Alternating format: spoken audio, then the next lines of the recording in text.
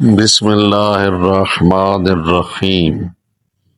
آج ایک فقہی مسئلہ آپ کی نظر کرتے ہیں جو اکثر احباب پوچھتے ہیں کہ حالت جنابت میں کھانا پینا کیسا ہے۔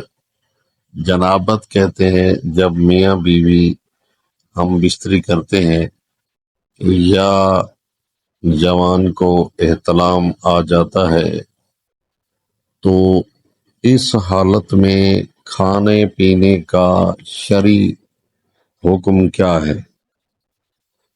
تو آیت اللہ سیستانی علی حسینی سیستانی فرماتے ہیں کہ جماع کے فوراً بعد کھانا پینا جائز ہے لیکن مکروہ ہے، اس میں کراہت ہے، ٹھیک ہے۔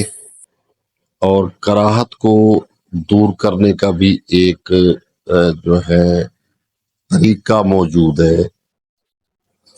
وہ کیا طریقہ ہے؟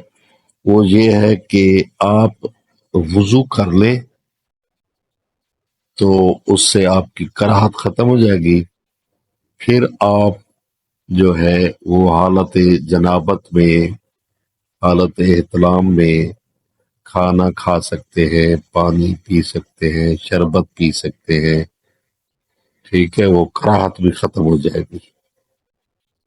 غسل سے پہلے کی یہ بات ہو رہی، سمجھ گئے ہوں گے آپ۔ تو دعا ہے کہ اللہ تعالی ہم سب کو جو ہے دین کو سمجھنے اور اس پر عمل کی توفیق نصیب فرمائے۔ والسلام۔